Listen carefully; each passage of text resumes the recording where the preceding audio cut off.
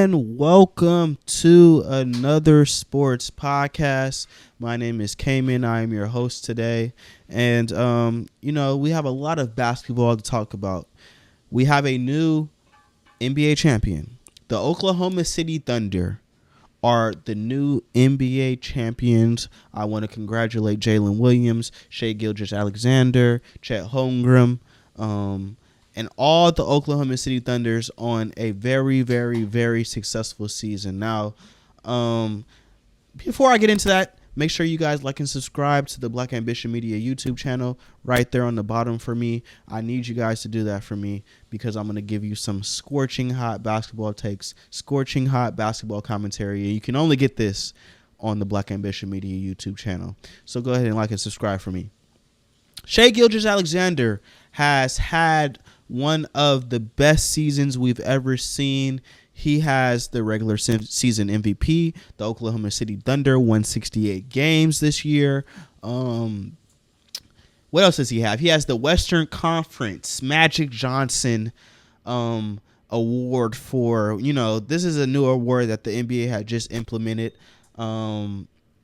recently. And let me tell you, I don't like the NBA implementing these new awards all of a sudden. We had Jordan, we had Kobe, we had Magic, we had Larry, we had Kareem Abdul-Jabbar. We had some of the greatest players to ever play this game that never had the opportunity to win a Western Conference MVP, to win an Eastern Conference MVP. I mean, I really don't understand what's going on in the framework of what the NBA is doing. But hey, either near or there, neither here nor there. Shai Gilgeous-Alexander won that award. He won it willingly. Before we get to these finals, let's talk about the Oklahoma City Thunder's roads to the finals. They started out playing the Memphis Grizzlies. I believe that was a sweep, if I'm not mistaken. Easy. Memphis Grizzlies had just fired their coach, Taylor Jenkins, who I think was a exceptional coach for the Memphis Grizzlies. And to fire him 2, 3, 4, 5 games before the playoffs started was mind-boggling to me as a fan. I don't know what's going on there, but you don't fire coaches right before the playoffs. The Memphis Grizzlies were already imploding, and yes, they beat them 1 seed to 8 seed. Like I said, Oklahoma City Thunder had won 68 games before, so that was something that we kind of knew was going to happen. We wanted to see if Ja Morant and Jaren Jackson Jr. could actually provide a fight versus this series, but they didn't. They were down by 40 one game. I remember that. So Oklahoma City Thunder moves on to the second round where they face the Denver Nuggets. The Denver Nuggets had just got out of a playoff series against the Los Angeles Clippers, which I actually thought the Clippers were going to win because of how Kawhi looked in that series. We saw Kawhi in a way and shape in a form that we hadn't seen Kawhi in a very, very long time. I remember a 15 for 19 shooting game, and Nikola Jokic and the greatness that Nikola Jokic showed in that series was just too much for the Los Angeles Clippers, especially in a Game 7 where James Harden didn't show up.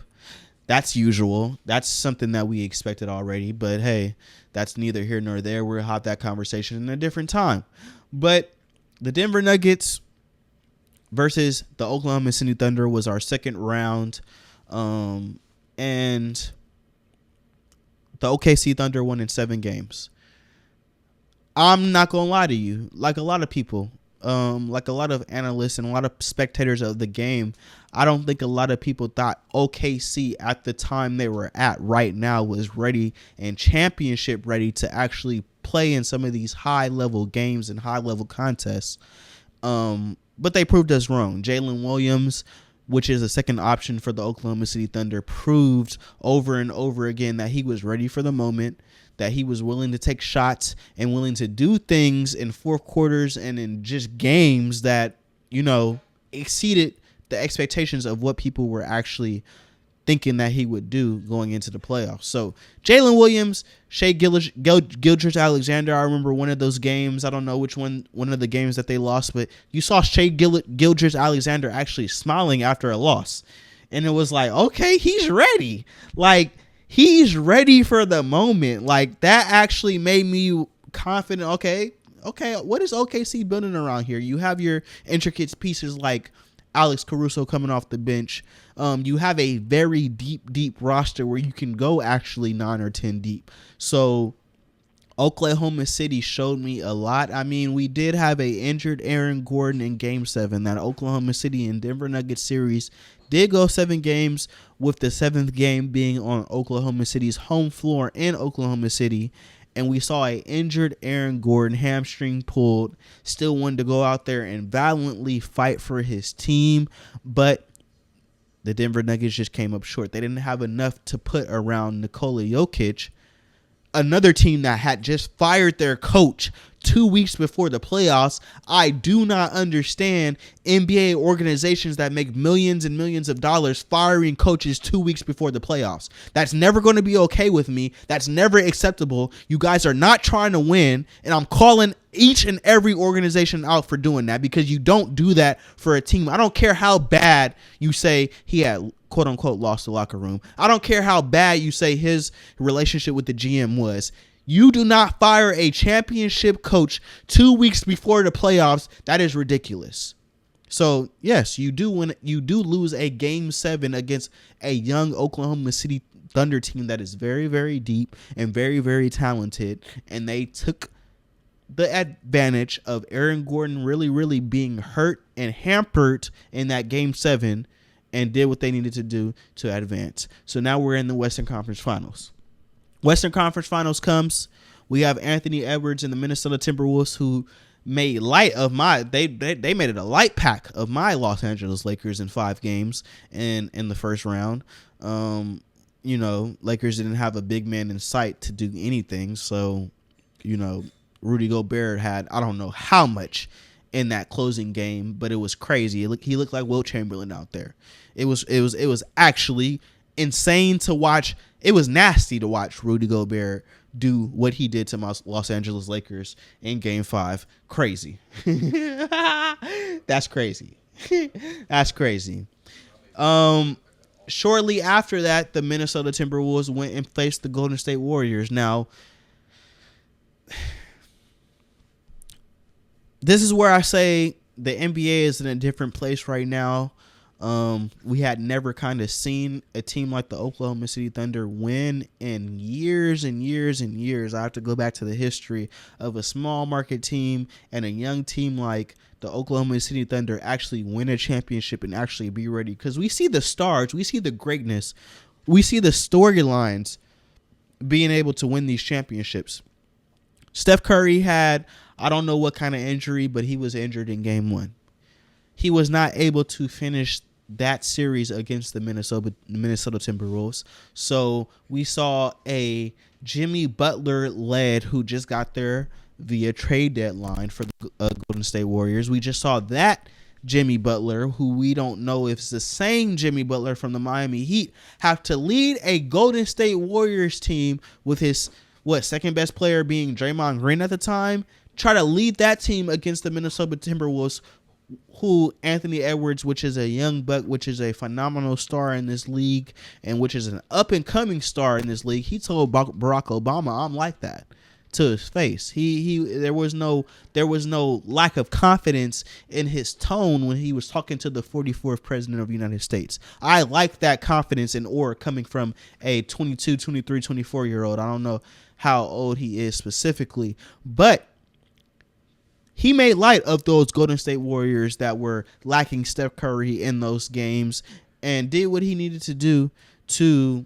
take the Minnesota Timberwolves to that Western Conference Finals. So now we have a OKC, Anthony Edwards, Minnesota Timberwolves, Shai Gilgeous-Alexander. We have that matchup. We have these two young and upcoming stars against each other for the Western Conference Finals title. Let's see what's going to happen. We surely and soon found out Anthony Edwards still has to take one more step to be who Anthony Edwards needs to be in order to propel his team to another level. You want to do all that dribbling. Dribbling and pick and roll. is the game that we see in 2025 in modern day basketball.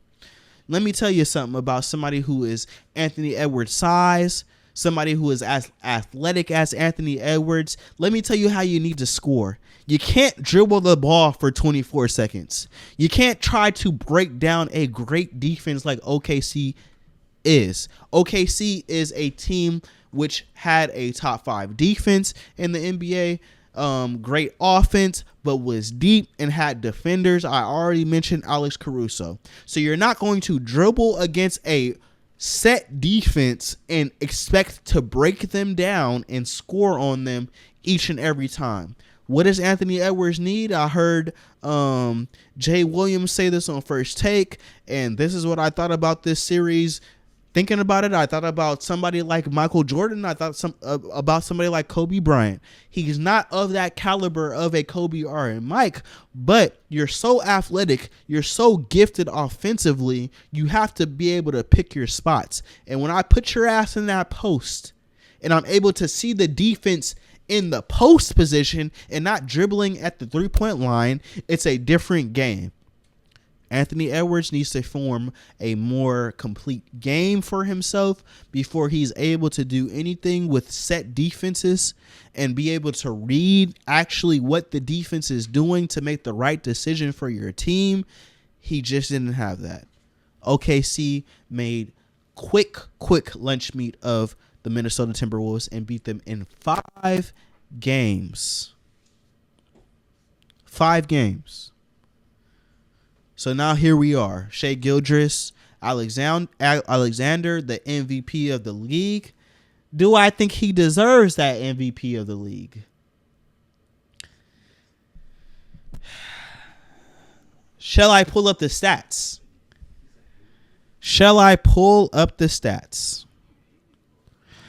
What did Nikola Jokic average this season?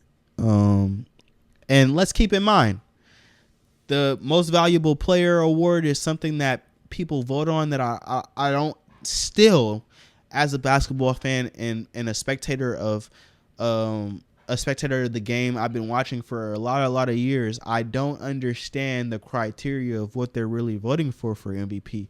They change it every year based on narrative. Are you voting for the best statistical season? Are you voting for the team that has the most wins? Are you taking all of that into account when you're voting for the most valuable player? Now, Nikola Jokic, let me get his stats right now. Stats for 24-25 season. Nikola Jokic averaged 29.6 points, 12.7 rebounds, 10.2 assists. Nikola Jokic was the first big man to average a triple-double in a season. Once done by Oscar Robertson, I believe 4 times done by Russell Westbrook. 4 times. So let's keep that in proper perspective when y'all talking about Russell Westbrook and putting him in conversations. Y'all don't need to be putting him in, making him the scapegoat for teams. But that's the conversation for another day that we will have. For Nikola Jokic to average that triple-double and do what he did this season, I do believe he deserved the MVP. Now, I believe the most valuable player award for 23-24 belongs to Shai Gilgeous-Alexander for last year for having a even younger Thunders team as a tie for first place last year and actually having a number 1 seed, I believe, because they had the tiebreaker. So last year's MVP award was deservingly so supposed to go to Shai Gilgeous-Alexander, who I believe averaged 32 that year as well. But, you know, the NBA is always on some different stuff, and they'll try to make up for what they didn't do the next year. So they gave Shai the MVP this year for a deserving season last year. When this man averaged a triple-double this year, there's no argument that Shai should be the MVP this year. I mean, You say maybe because he won 68 games. I understand that they dominated the West, but who did Nikola Jokic have on his team? Did he have a deep stacked roster like Shai Gilgeous-Alexander had? Was his number 2 option flaky and injured like Jamal Murray was? We don't know that with Jalen Williams. Jalen Williams did what Jalen Williams needed to do. First time All-Star this year. So Shai Gilgeous-Alexander had enough help. They brought in Isaiah Hartenstein to help with Chet Holmgren, so he's not the only big man on the court. And we saw how important Isaiah Hartenstein was to the New York Knicks last year in their playoff run. We know that if they wouldn't have got injured, they would probably be playing the Pacers, and we'll talk about the Pacers next. So it's finals time now. It's finals time. Huh? Finals that I hated? I mean, you can go based on the numbers right here. I have the numbers, though. We have some commentary. We'll see if they get on the mic and actually say something. But I was talking to my friends that I've known for, I was telling Xavier this on our last pod. It's been down there 15 years since I know y'all. Crazy. So I go in the group chat with some of my friends that I've known for that long period of time, and I tell them, basketball ain't the same like it was before. We had superstars in the finals. I'm thinking about since 1980 and how the game was. I go back and research because I freaking love the game of basketball. I love the history of the game. I love learning the history of the game. So I have to go back and research. 1979, 1978, Jerry Buss purchases the Los Angeles Lakers. We see the Los Angeles Lakers become a powerhouse in basketball. We see Larry Bird become a powerhouse in basketball. Of course, Boston and the Lakers already had the heritage and history, and now we have the two main franchises of the NBA going head to head, and two superstars and icons facing each other in the finals over and over and over again. This is how my basketball knowledge and history was built upon. It was built upon the Magic and Larry relationship and how that saved the NBA. The NBA was on tape delay. They didn't care about the NBA. That shit was coming on at 1 o'clock in the morning before Magic and Bird came and actually saved the NBA and propelled it to a point where people actually cared about it. That Lakers-Celtics rivalry did a lot. And with Jordan coming in 1984, we have the biggest star to ever come in basketball. We have the biggest global icon to ever come in basketball come in the 90s and take the Chicago Bulls to a point and plateau that we had never seen before. Now you're taking the game globally. Michael Jordan set the footwork to take the NBA to another level globally. So when I see a OKC and Indiana Pacers finals, yeah, it's great basketball, and we'll talk about the Indiana Pacers story next.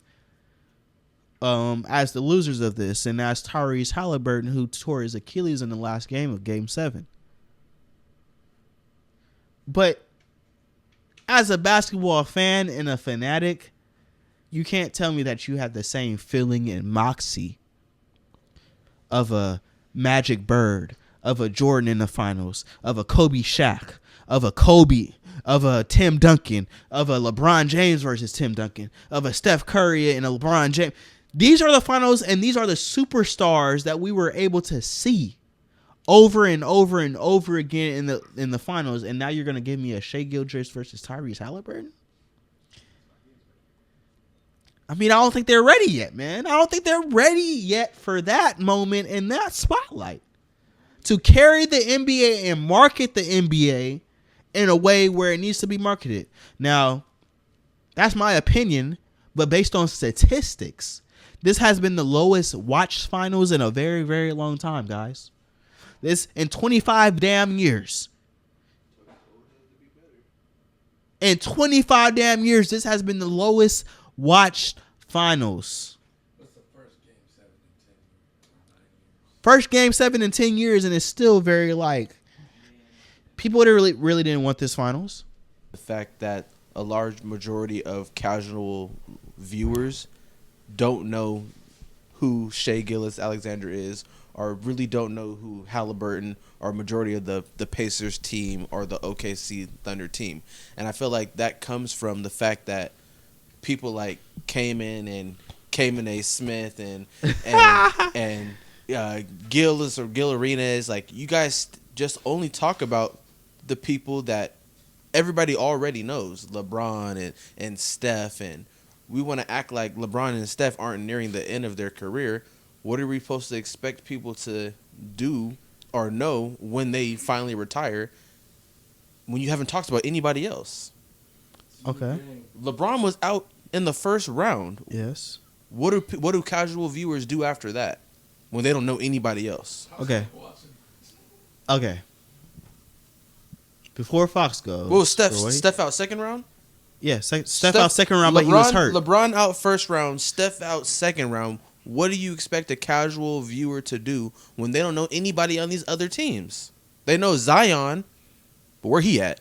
He didn't even make the playoffs. Exactly. Okay, actually, Fox, go ahead and say what you were saying. Okay. Let me refute that real quick. Yes, you're totally right, and that's why I thought that was a great point from what you said, Xavier. We were talking about Steph, we're talking about LeBron, but you have to ask one question. Xavier, you didn't watch basketball like that in 2016, but you knew this is a casual NBA watcher I'm talking to right here in Xavier. Super cash. You knew exactly the impact and what the hell Steph Curry was doing in 2016, even though you weren't watching every single game. You felt that. You were even saying, like, joking, like, dang, did Curry sell his soul? Because the stuff that you would see on your timeline, the stuff that you would see as far as, like, what is this guy doing? He's transcending basketball. You see that time and time and time again. Shai Gilgeous-Alexander, Tyrese Halliburton, the new crop of people, they have to make that same impression on people. Kobe made that impression. LeBron made that impression. Tim made that impression. Magic made that impression. Michael made that impression. We're talking about since 1980, there's been a guy that has made that impression on the casual fan. Just because we don't have that today, don't say the NBA is not doing a good job marketing these guys. The NBA is not doing a good job. You don't have to market greatness. So, you talk about Magic, you talk about Bird, Yes. you talk about Jordan. Yes. Those are 80s, right? Those are 80s and 90s. And pre-80s, how was the state of the NBA? Pre-80s, the NBA was not in a good space. Okay. Magic and Bird came and saved Bird, the game. Jordan are kind of the logo players of the 80s, 90s. Yes, yes. That's NBA marketing. So let's get to the new era. That's NBA marketing of greatness. That's NBA marketing. Don't. Hold on, let me finish. Don't overstep what they did, though. Don't overstep what they did. I understand what they did, but that's NBA marketing. They won, Let's though. talk about the new era, though. Yes. The new era of players: Ant-Man, Tyrese, Yes. Shai Gilgeous, Mm-hmm. Wembanyama. Yes. Who's kind of the most popular new era player? Ja Morant. Yes. What has Ja Morant done other than dunk on a few people and get into a bunch of drama outside of the NBA? What has propelled him to be the number one face of the new era is all the drama. I think the kids love his game. Based on everything, the drama and everything, based on what that guy does on the court, the kids love his game because he's like that. Anthony Edwards also has a similar, exciting, explosive game. And he ain't like that. He's like nowhere him. near being the face of the new era of players because people are still throw Jason Tatum in there. Okay, so what point are you making? The point is Ja Morant is the new face because of all the drama surrounding him with the guns, the getting in trouble with the NBA and all that. I disagree. What that tells you Ja Morant ain't in no finals doing no greatness for a casual fan to hear, but the casual fan hears about the drama and everything. If the NBA marketed these players better, they would hear about everything. I hear you. I hear you. Totally understand that, but let's not act like the kids don't love Ja Morant based on what that nigga was doing on the court 2, 3, 4 years ago. Before he got in any trouble, or in the midst of his trouble, Ja Morant was him on the basketball court. The Memphis Grizzlies were a number 2 seed in the Western Conference in that year. So don't discredit Ja and what he's doing in basketball greatness, because I see something in Ja that I don't even see in Ant-Man. I'm the spectator that has been watching the game for a long time and sees what the greatness and what that thing is that people tune into and want to go watch. Ja Morant has that thing that Allen Iverson had back in the day. Anthony Edwards does not have that thing. Shai Gilgeous-Alexander does not have that thing. Tyrese Halliburton does not have that thing. That certain ingredient that made you say, I have to go watch what he's doing. A guy like Xavier is even watching the game because he has to see Steph Curry hitting some crazy threes. He has to see that element of the game. That it's that important. We're talking about the whole family tuning in. Yes, dad has the TV on in the living room, but we're talking about the mom coming in and knowing who Steph Curry is because he's a handsome light-skinned guy they can you know that they like, and he's actually killing on the court. They actually really resonate with that. That's the problem. These new age guys don't resonate in the same way the old guys did. And that's just the point. Anthony Edwards is walking around talking crazy to Kevin Durant. Anthony Edwards doesn't have the game. I just explained that. Edwards, but what Ja Morant you say may have is not so far off from Anthony Edwards. The difference is all of the media attention that Ja Morant has, and it's because of drama. But if it was good things like marketing, he would have a lot more media attention. That's why you see Ant-Man with the Ant-Man this and people talking about him on First Take, talking about he's the next Jordan or whatever, stuff like that. There's people on the airwaves saying Wemby is going to be one of the top players next season. What has he done on the floor?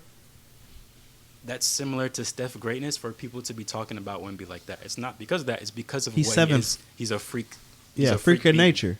So it's you get those freak of but Jordan to me was a freak of nature and sustained greatness and dominance. This is why he was able to propel the NBA. You have to be marketable. Like let's cut it. You have to be marketable.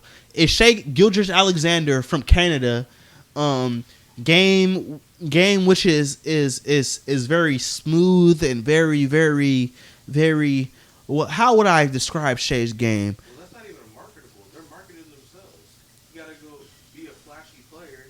You're not doing any work. He's already a flashy player. Right. Okay. Gilbert Arenas made this point.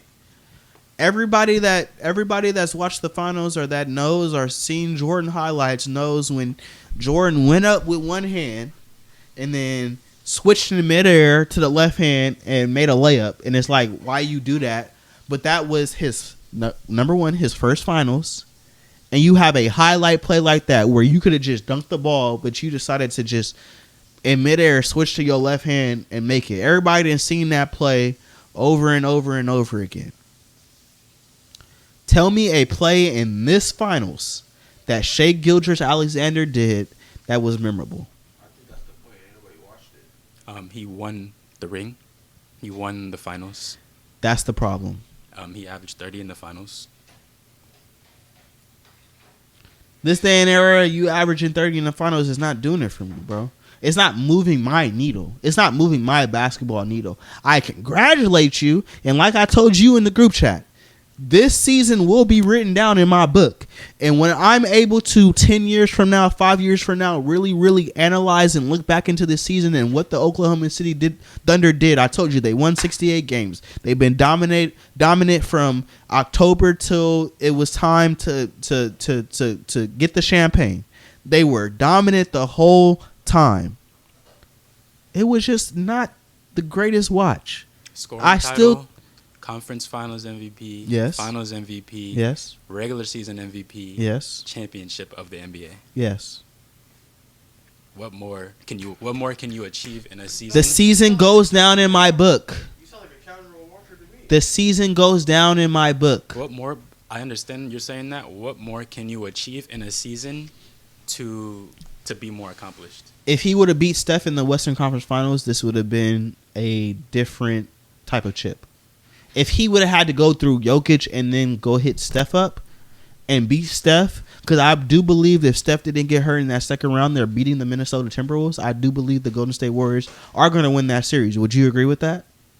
Based on what you've seen with Jimmy Butler, like half-assing it, and they're still like dang near almost winning those games, but they're not. They just don't have enough. Do you believe that the Golden State Warriors would have eventually played that Oklahoma City team in the Western Conference Finals? I don't know, but we can play along and say. Yeah, let's play along. We Okay. can play along and say, yeah. If how you does that go make it and any beat, different? if you go and beat Steph, because generational type of players usually win those series. Like, this is not just me saying this. This is based on history. If Magic Johnson, if Michael Jordan, if Kobe Bryant, if Tim Duncan, if those kind of guys are in those series, they're going to find a way to win them. So, if you beat that guy, when we're talking about my book, because I'm not just looking at championships. I'm not just looking at regular season MVPs. I'm looking at the road of how to get to those certain things. You have to have a resume. That's why I tell you, Allen Iverson scoring 40-something points in the finals, that matters when Kobe and Shaq only lost one game in the whole freaking finals to Allen Iverson that year. So that matters more than some people just maybe winning a championship in a year that wasn't competitive to what I wanted to see. Tyrese Halliburton fucking broke, like, he tore his Achilles the last game. Oklahoma City Thunder, you guys have to repeat in order for me to really write you guys down in the history books and say, you guys really, really, really are one of those teams that was one of those teams. We can easily forget this ring if they don't ever do anything again. So you don't have the same impact in the great season that you had, Shai, when I really look back in the history books and say, there's been guys that didn't win, but I can say had better seasons than Shai, who even won. So then what do you think about Giannis and the Bucks then? What do I think about Giannis and the Bucks? What? When they won the chip? Well, they haven't repeated. Giannis has more to prove. Giannis has a lot more to prove. To be one of those Pantheon greats, you have a lot to prove. You think that's Giannis' fault and not the team around him? I think you have enough. I think him and Dame should have figured something out. Him and Dame are so sporadic. Should the Milwaukee Bucks organizations have fired the coach that was 30-13? No. Should the Milwaukee Bucks have then hired Doc Rivers, who has been prone to losing leads in the playoffs and not making adjustments when he needed to be? No. Do I think they should have hired that nigga? No. So but there's things that Giannis can't control, and you're holding it against him. There's and always also things you with can't Shai that control. There's always going to be things you can't control in your career, bro. There's always going to be things. How about you go to the Warriors then? How about you jump ship? Do what you need to do in order for me to have decent basketball conversations about you, because I'm going to have the conversations about you. Whether you were in Milwaukee your whole life or whether you went somewhere and jumped ship. I still judge LeBron based off his greatness and not what he did going to Miami, then going to Cleveland, then going to the Los Angeles Lakers. I judge LeBron based off who LeBron has been and the talent that he has on the court. I don't judge him based off his decision making. I'm off that shit. I was doing that shit in middle school and high school.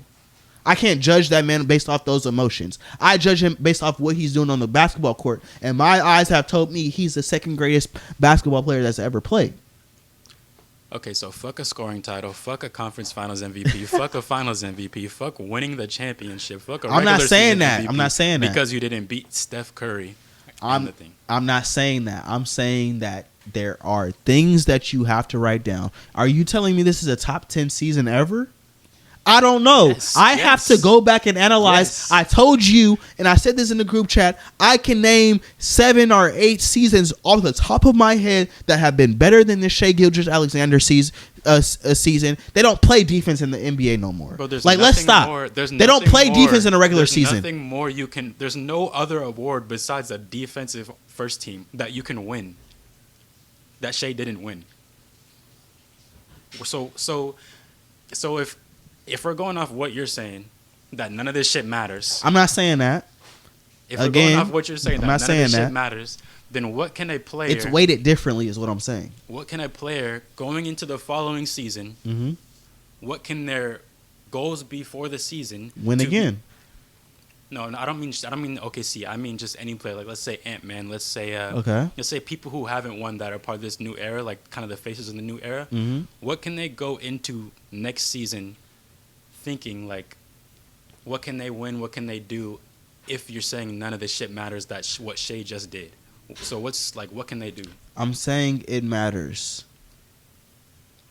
I'm saying if you want to be in different conversations with known killers, we're talking about a top 10 season in the NBA ever. That's what Yes. we're talking about right now. Yes. So when we're talking about top 10 seasons in the NBA ever, I'm putting Mike in there. I'm putting a LeBron James in there. I'm putting a Magic, a Kobe. I'm putting Steph. I'm putting Allen Iverson and I'm putting these kind of guys. That's like 7, yeah. Name me a couple more. Barkley, 93. Lost to Jordan in the finals. Barkley, 93. Barkley, 93. I'm thinking about a Karl Malone series, maybe 97, 98. A series that he played. No, I'm thinking about a season. He won MVP that year in 97. Lost to Jordan in the finals. I'm thinking about let me think about somebody. I'm thinking about a T-Mac in maybe 02-03 when he averaged 32 points and just didn't have the team. I'm thinking about that when he averaged 32. I'm just saying I'm thinking about those seasons before I'm thinking of a shit. Okay, give me Jordan 91 through 93. That's 3 seasons. Pick a season. Jordan 91. Magic 87. Bird 84. That's 3. Kobe 09. Won the championship that year. 5. Give me Barkley 93. 6. Give me Hakeem 95 when they won a chip. 7. Give me a Kareem season, probably the season, I don't know if it was 71 or what, 73, whenever they won the ring. Yes, a Kareem season with the Milwaukee Bucks where they actually won the championship. Yes, I'm taking that over there. Give me so Bill. Now you give respect me championships, but when Shai's championship is I don't respect that. Give me Bill Walton, motherfucker. I'm not. Yeah, we're just chatting. But give me 01 Iverson. That's 8. 01 Iverson is 8. That guy who got gentleman sweat is 8. He's the only guy to beat Shaq and Kobe that year in the playoffs. 1 game. He didn't beat them. He beat them 1 game. Could Shai even get a game off the Kobe and Shaq Lakers? I don't know. I don't know if Shai, with the team he has that won 68 games in 2025, could even get a game off the 01 Lakers. And that nigga did that with the Dikembe Mutombo as his number 2 option. Let's stop. Let's stop this. What does that have to do with a better season? He won. Allen Iverson won the MVP of that year. Shai has MVP, so it's a wash. He probably won scoring title as well. Shai scoring title is a wash. There's no Eastern Conference MVP back then, which is why I said I don't like that award. He would have won it, so it's a wash. So he wouldn't have won the chip that year, is what I'm saying. Shai wouldn't have not won the chip that year. We're not asking. What I'm telling you is the Pantheon greats that I'm putting in front of the season that Shai Gilgeous-Alexander had are people that lost to Pantheon greats. Like, you're not going to just be able to jump Allen Iverson just because you want to chip right now when they don't play fucking defense for 65 games in the regular season, and then they want to uptick their defense. Like, this is known facts. There's no effort on defense in 2025. Like, let's stop the bullshit. Let's cut the bullshit. 2001, it was way, way, way harder to score. Niggas was actually trying back then. Even if they weren't more skilled, they were actually trying back then. So let's cut it. They're not playing defense. The average, like, you can win 68 games right now, and it don't mean nothing to what Barkley did in 93 when Jordan averaged 38 points a game in the finals. What am I supposed to do with that? Of course I lose the championship to Jordan. He averaged 38. What am I going to do to that? I'm putting that season from Charles Barkley. If Jordan wasn't there, he would be like Shai Gilgeous-Alexander and win a ring. What I'm telling you is a Pantheon great is always the person that stands in your way, and you have to slay that giant. Michael Jordan had to slay that bad boy's giant. He had to do that before he won. There was always methods to the madness and a maturation process that would happen before you became champion. Shai Gilgeous-Alexander this year did not experience that, playing a Denver Nuggets team with a hampered Aaron Gordon. Get out of here. Stop it. Stop it. So I'm putting this season in my book. I'm putting it in my book as one of the greatest seasons, but I have to reanalyze it and say, how great was it? That's just fact. That's just fact. It's fact. Let's move on, though. You know, I cooked on that. Cooked you on that. Yes, sir. Cooked you. Chopped cheese, hibachi style. Tyrese Halliburton, you guys, tore his Achilles in Game 7 of the NBA Finals. Very, very, very tragic moment. Indiana Pacers, who had a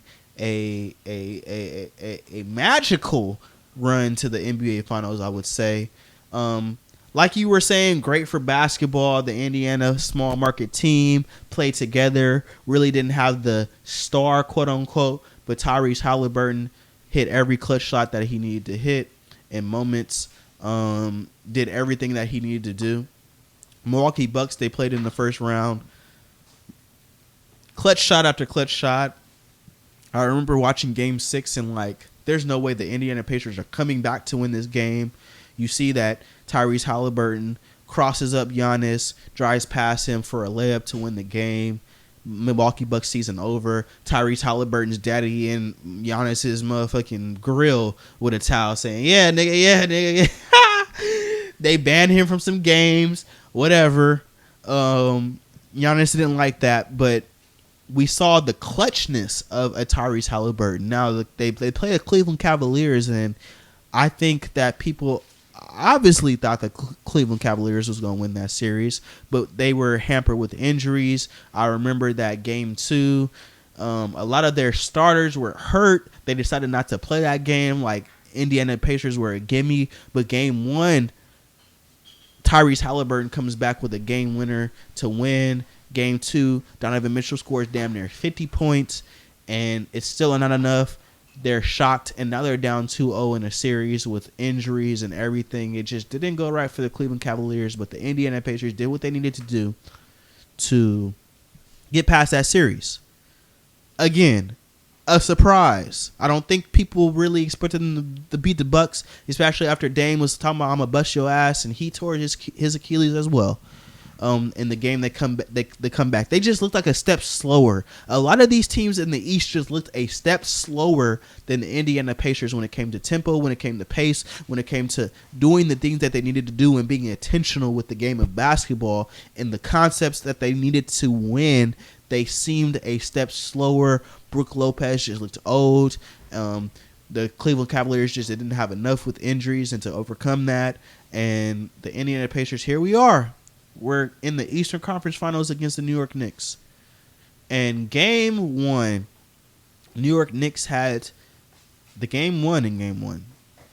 And it just wasn't enough. Tyrese Halliburton, choke sign, beats them.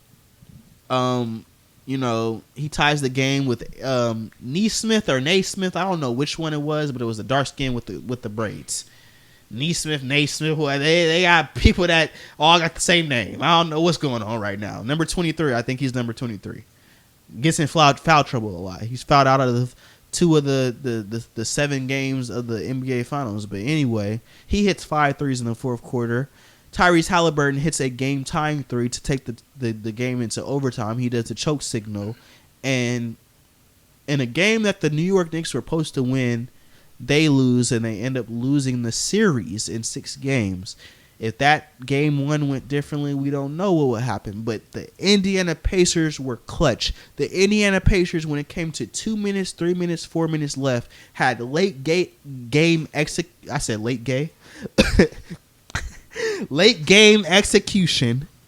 that actually worked each and every time, and I was so surprised by it. But this is what happens when you actually play the whole 48-minute game. You don't have the game won in 46 minutes. You have the game won in 48 minutes, and a lot of those Eastern Conference teams found that out with the Indiana Pacers' rise in the Eastern Conference. Now we have them in the finals. Game 7 comes. They were valiantly, like, game 1 was the same thing. Down a lot. Come back at the end. Tyrese Halliburton hits a shot. They win. Tyrese has been playing with a hamstring calf injury ever since, I believe, Game 4 or Game 5. He decides he's going to suit up for Game 7 no matter what. This is the same thing that happened to Kevin Durant in 2019. I'm going to suit up for my team even though my Achilles is at risk. We know what's going to happen. We know exactly what's going to happen. First quarter, Tyrese Halliburton flaming. He about to take that ring from Shai. Is Shai about to have the perfect season? Yep. He wouldn't have won it. We know what happens. We know what happens when Tyrese Halliburton scores 20 or more points for the Indiana Pacers, and you already had 9. We know what happens. We know that record.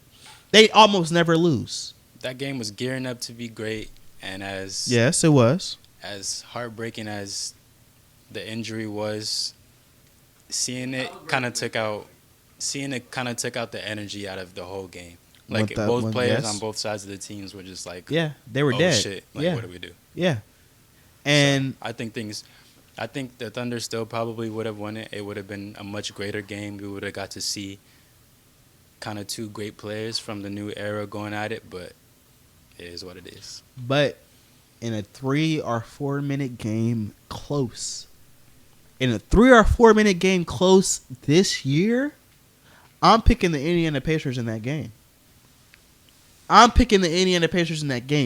They have already seen it, and I think it was Game 4 or Game 5 where Shai, it was actually out in Indiana, so it had to be Game 4. It was a very, very close game, and Shai closed that game.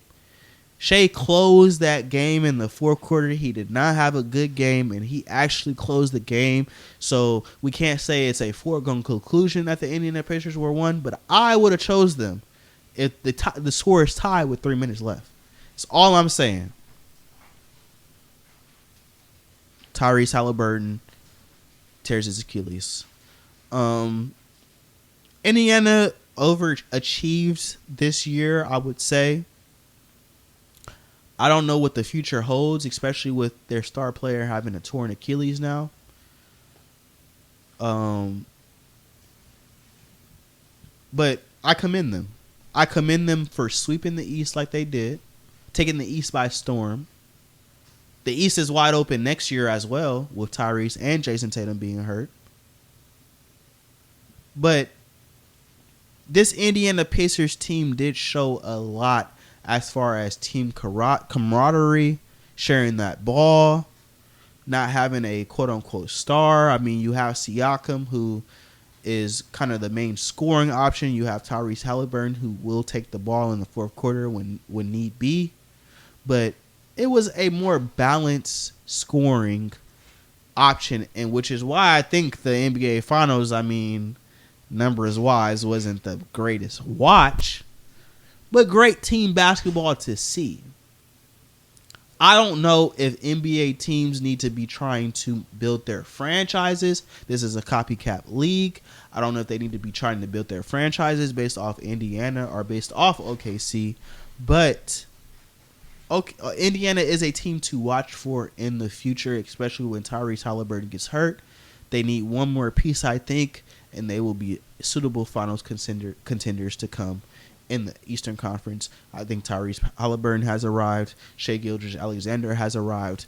And I just want to commend both of those guys for doing what they did to carry the NBA to a new generation in the future when we don't have a LeBron, we don't have a Steph, we don't have a KD anymore. I mean, those days are coming.